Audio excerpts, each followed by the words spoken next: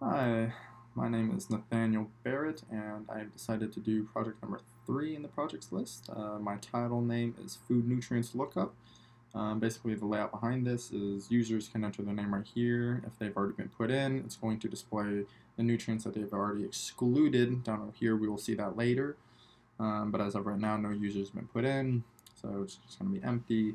Food search is where you can search up any type of food that you want. Once you hit the submit button, this table will be updated. Basically, this table is, like I said, a table of all the foods that are in the database that we have. Come down here, this is where you can search for different types of nutrients that are commonly found in foods. It's a little bit of a dark layout, a little dark mode. But when you click on one of these cells, it's going to be added up over here. You'll be able to see them down over here in a little bit, that you've excluded that from the search. And so when you search for a food, it's going to look for all the foods that do not have those nutrients in them. But if we come down over here into this graph is going to show us the nutrient counts in all the foods, how many times they pop up. So the more common ones are carbohydrates, proteins, sugars, sodium, basically all the ones kind of up here, the energy. And the ones down here, those are the ones that have less. You can look at the count that they also have on them. So cysteine has about 5,000, carbohydrates has about 500,000. So pronounce that. Sugars added, retinol, acetic acid, energy, water, total lipids. So that's what that graph shows. This graph down right here hasn't been populated yet because we haven't selected any of the foods. So when you select a food from the very first table that you saw down here, it's going to display a pie chart with all the different nutrients in them. You can give that a look when we type on snow peas. Come down here. Potassium is the main nutrient in here. Calcium, energy, all these other little ones. Basically, so you can select different ones. It'll keep popping up. Bottom one's a little bit different. You can search for food. You can search for macaroni. Everybody loves macaroni. So when you search, it brings up all the foods with macaroni in the name. You can click on this and come down here, and it's going to show you all the nutrients again. Down over here. Let's see. And then if you want to exclude some nutrients, if you want to know some of the names of other ones, you can always just come over here. So we can exclude, let's exclude niacin.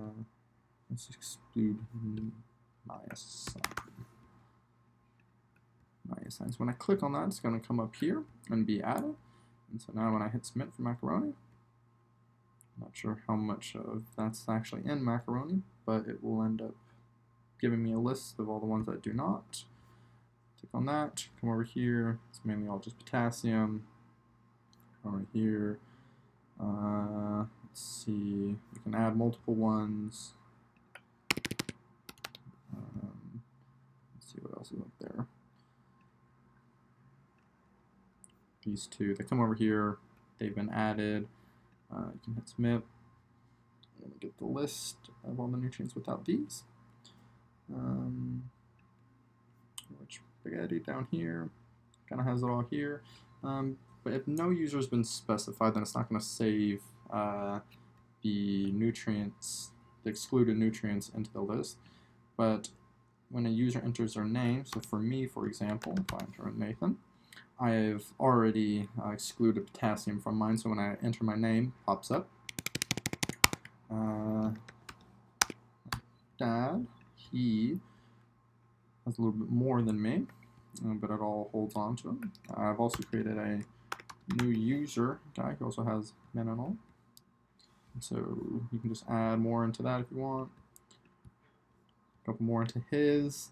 So it's been added to his. And so if I go back to me, potassium, and if I want to go back to the new user, it holds him right here.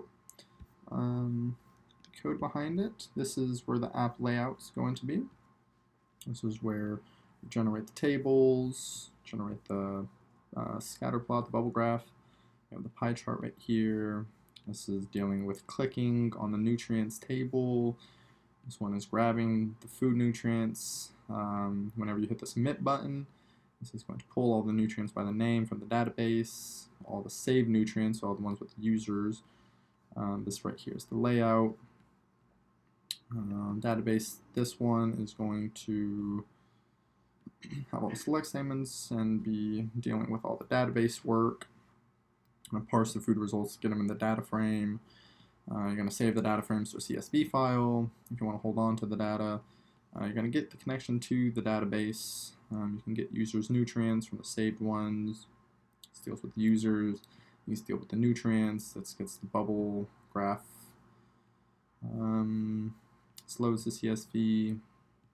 And then if you want to take a look at the actual databases, I've already selected all the counts. We can get a look at the counts in all the databases. So if you look right here, the total count in foods is about 1,100,000.